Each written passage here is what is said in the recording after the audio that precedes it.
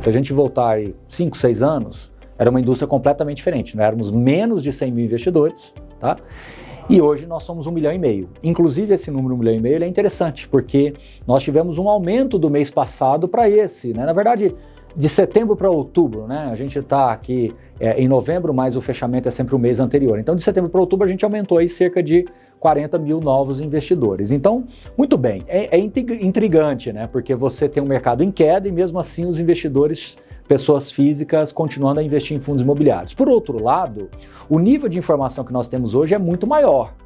Então, por mais que essa sangria pareça que ela não vai acabar nunca, o mercado hoje já está mais maduro o suficiente para entender que há sim excelentes oportunidades em todos os setores.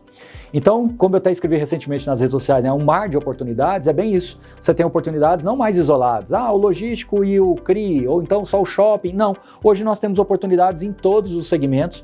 O fundo imobiliário em geral está relativamente barato, olhando sobre o ângulo imobiliário e não sobre o ângulo dos juros. O grande problema do investidor brasileiro é que historicamente ele sempre comparou renda variável com juros de uma maneira muito nominal, muito direta. E não é uma comparação muito adequada. No mercado real, na economia real, as coisas não acontecem assim, né? Então, se você atravessar a sua rua e quiser comprar uma casa, um apartamento com 40% de desconto só porque o juro subiu, possivelmente você não vai conseguir comprar essa casa. A mecânica não é assim, porque na vida real nós temos que olhar o custo do terreno, o custo da construção, né? Todos os agentes que são envolvidos ali na precificação de um imóvel.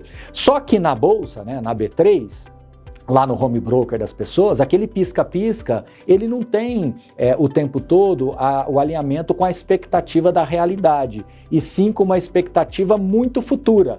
Então, talvez o que esteja nos preços hoje, não só de fundos imobiliários, como também da Bolsa como um todo, é talvez uma deterioração muito grande, frustração de crescimento muito grande para 2022, 2023, um desequilíbrio fiscal muito grande. Então, tudo isso impacta os preços de hoje. Pois bem, o que vai acontecer? Muito possivelmente a gente vai ter uma nova matriz de riscos nos próximos 6 meses, 1 ano, quando a gente tiver mais definição de eleições, uma série de coisas. Isso pode ser positivo ou não. Mas para finalizar a sua pergunta, eu quero deixar aqui um recado, né? Imagine que nós voltemos no tempo aí 10 anos, 8 anos, 10 anos, e se eu te contasse tudo aquilo que ia acontecer pelos próximos 10 anos, né? Desde impeachment, problemas com inflação alta durante 2 vezes, problemas com juros altos, juros baixos, pandemia, uma série de coisas, muito possivelmente você não investiria seu dinheiro para nada, né? Você fugiria para as montanhas. E se você observar, nesses 10 anos a indústria cresceu, o mercado cresceu, o país foi para frente. Então, o investidor de longo prazo ele deve se ancorar muito mais nesses fundamentos e numa perspectiva de aposentadoria, né, de previdência, do que tentar enxergar esses movimentos de curto prazo que normalmente dão uma sinalização errada para o investidor.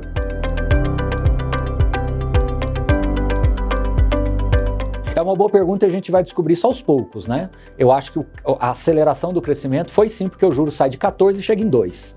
E em algumas pessoas com aquele discurso de que a renda fixa acabou, né? No Brasil, acabar com a renda fixa é quase que impossível, né? Nem nos países mais envolvidos a renda fixa acabou, imagina no Brasil. Bom, o que a gente vai descobrir?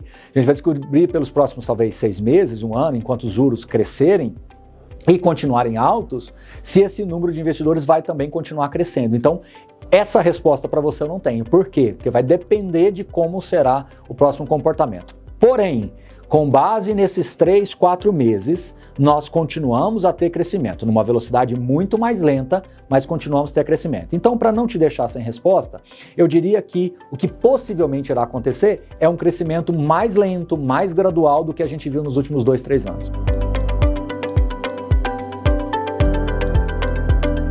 Eu diria diferente, eu diria que os fundamentos estão até melhores, né? Por exemplo, se eu olho logística hoje, a pandemia acelerou muito o processo de consolidação da logística Brasil afora, né? E se eu olho shoppings, por exemplo, o conceito, né, omnichannel, o conceito de vendas híbridas entre online e físico também foram melhoradas. O fantasma do home office hoje já está muito mais bem desenhado, nós sabemos. Os fundos de recebíveis, alguns deles, não todos, mas alguns deles, criaram uma forma diferente de fazer o crédito, de entregar o crédito, né? O conceito de renda urbana, que era muito ainda pouco decifrável, ele se torna agora claro e real. A gente sabe de supermercados, a gente sabe de escolas que realmente estão, lojas de rua no geral, que hoje vieram para o mercado de fundos imobiliários. Então, eu diria para você, sem dúvida nenhuma, de que os fundamentos hoje, não só da indústria de fundos imobiliários, como do ponto de vista econômico, está melhor do que estava no passado.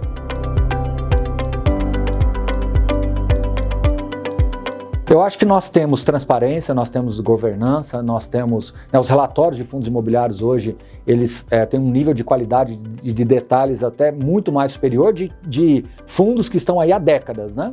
Então acho que por esse ângulo tudo bem.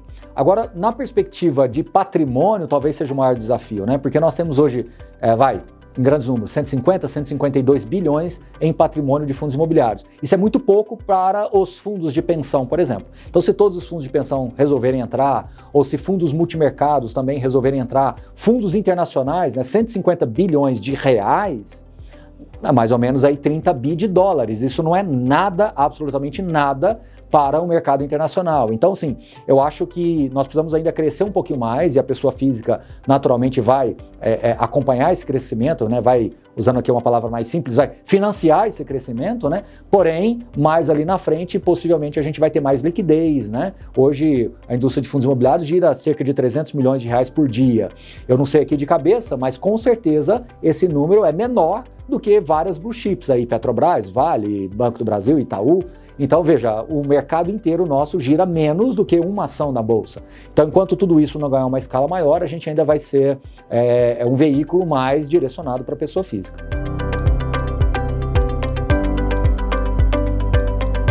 Eu acho que o investidor pessoa física média, vamos falar assim, ele tem que continuar mantendo o foco previdenciário dele. Ele não pode ser um comprador de uma vez só. Ele não entrou em fundos imobiliários em 2020 porque os juros caiu a 2 e ele colocou aquilo na cabeça como o único momento de se comprar fundos imobiliários. Ele tem que ser um comprador de renda, um comprador de fundos imobiliários. Então, se ele colocar e estender essa análise para a perenidade, ou seja, na fase de acumulação dele, na fase de fruição dele, até a sucessão do patrimônio dele para os seus herdeiros, ou seja, que aqueles fundos imobiliários, que aquela carteira fique perenemente na família, ele vai tirar esses ruídos de curto prazo e vai continuar fazendo aquilo que ele se propôs a fazer. O que não pode é ele achar que vai acontecer isso ou aquilo. Ninguém sabe, nem eu, nem vocês que estão aqui, nem vocês que estão acompanhando o vídeo. Então, foque naquilo que você tem controle, mantenha o seu foco previdenciário, mantenha o seu foco nos fundamentos, em fundos bem geridos, em fundos que têm um histórico consistente.